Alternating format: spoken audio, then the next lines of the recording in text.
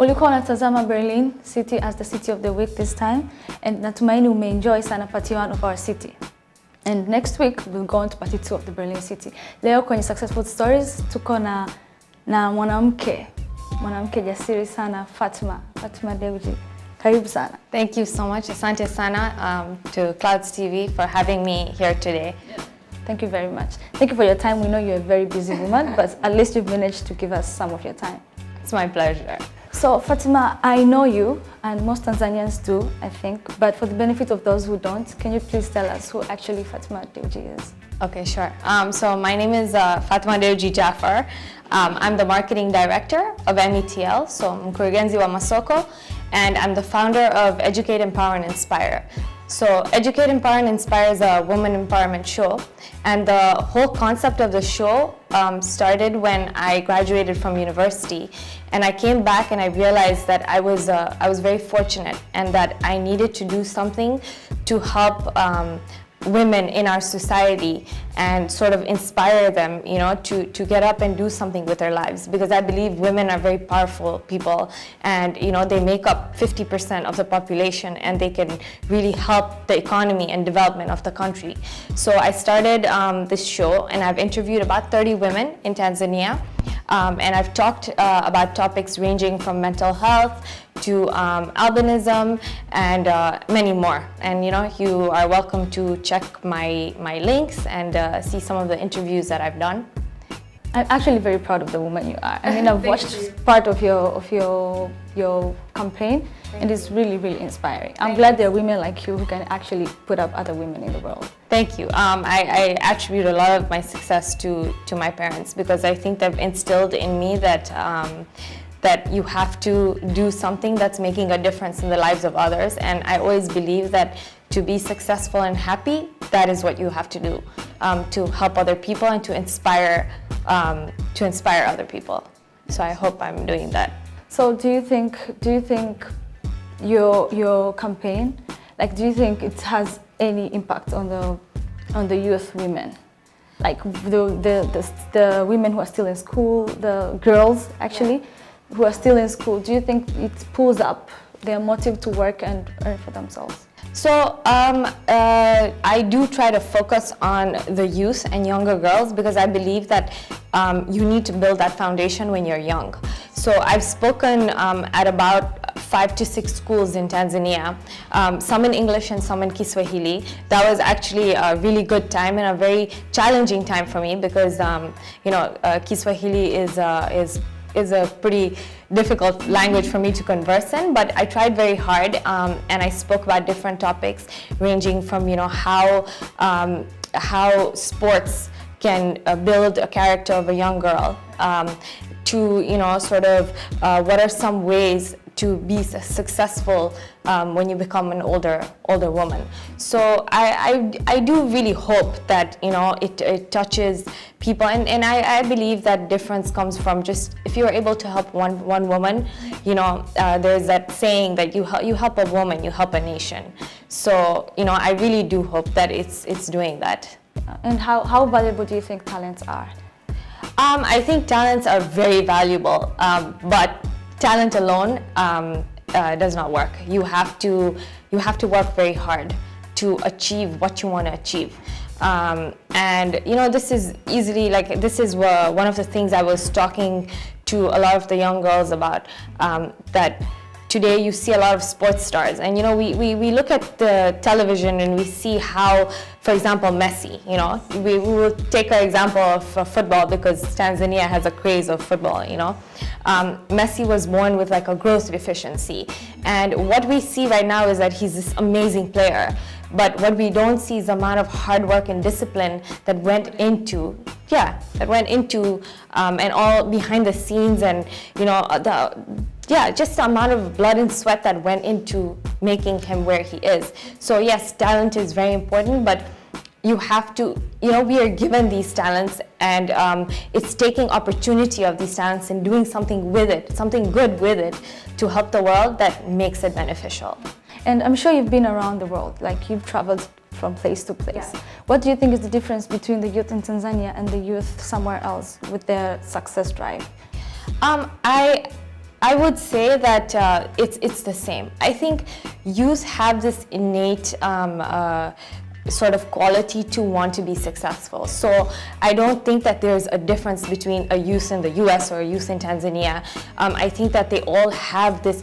It's just what we do with opportunities we have, you know, and that's maybe just the only difference. That I think that through what I'm doing, through a lot of the, you know, what the government is doing, we can hopefully try to really develop our youth, because they're going to be the leaders of tomorrow. So, yeah. And how do you think we do have opportunities? We both know we really have opportunities in this country. We are blessed.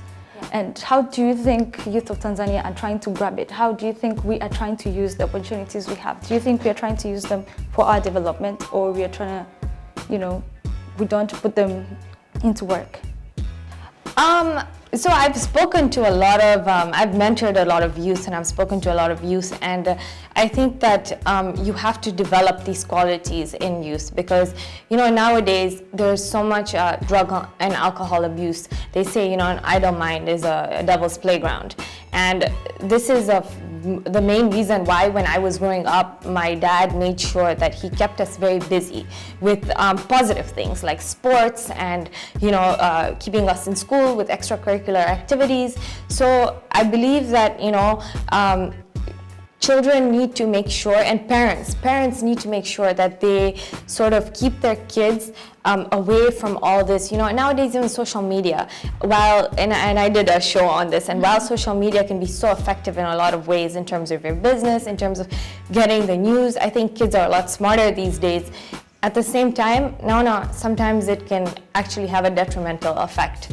You know, and kids can start getting self-esteem issues because, you know, of social media and things like that. So they have to find ways to develop their self-esteem in a positive way. Do you think it will get to a time in Tanzania when women are really like empowered the way they're supposed to be? I think that compared to a lot of other countries, Tanzanian women are very empowered.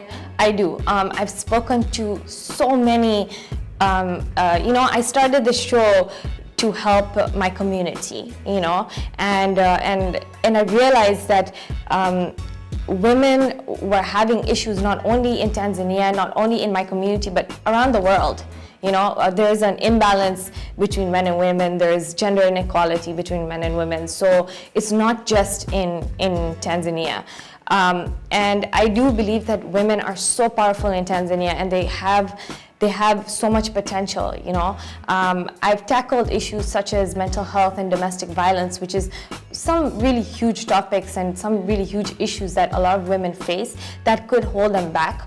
But I think that if we're able to sort of, you know, discuss these things and raise awareness about these topics, then women will be more empowered, you know, to make a difference and to do something with their lives.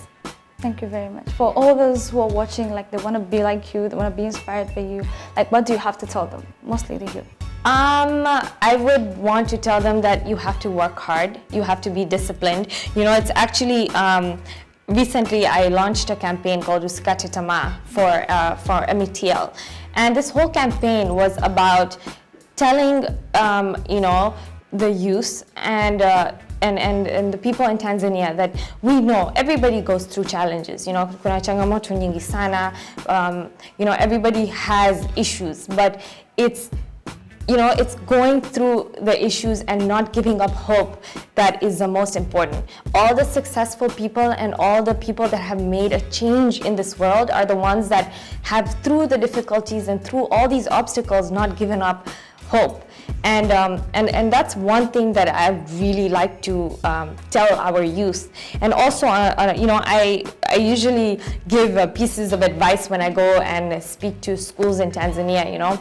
And so my first piece of advice is be a dreamer, you know, kuwa na ndoto, you know, have a dream and set goals to achieve those dreams. Also, believe in yourself. It's very important to love and respect yourself and to know that you're capable of doing anything. Despite what people might tell you that, oh, this person, you can't do it. You can't make it anywhere. It can really take a toll on youth especially. But I always say, believe in yourself, kujiamini is so important, and value the person that you are. And also, my final piece of advice is that, you must identify your purpose, in life. And that purpose has to be greater than yourself and to make a difference in the world that you live in. And when I was in Georgetown, when I was in university, my professor, he said something that really stuck to me. He said, in order to be happy and to be successful, you need to make a difference in the lives of others. Your goal has to be greater than just your self. It has to be to do with society. Exactly. And I think that when that is your goal, you will never get tired. You will never feel burnt out. You will never feel like you want to stop, because you will Indebted to the people.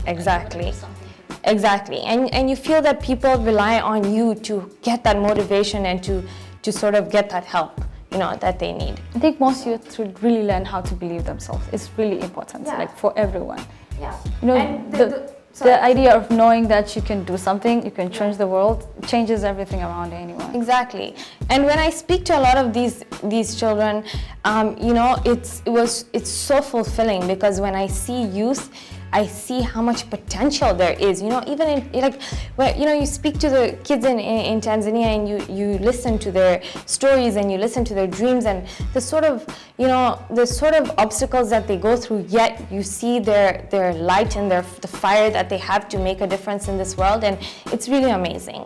And I really know, and I believe that there's a bright future for youth and women in Tanzania, and I do see Tanzania is going to be one of the leading countries to respect women in the near future. You think there's a need to learn entrepreneurship skills for kids, like from the earliest stage, primary, secondary to university? Do you think there's that need? Yeah, definitely. And I actually just spoke about this. I think that aside from learning it in school, parents need to instill these entrepreneurial skills in their children from a young age. Yes. And they can do that through, encouraging children to participate in sports and in chess. It's so important.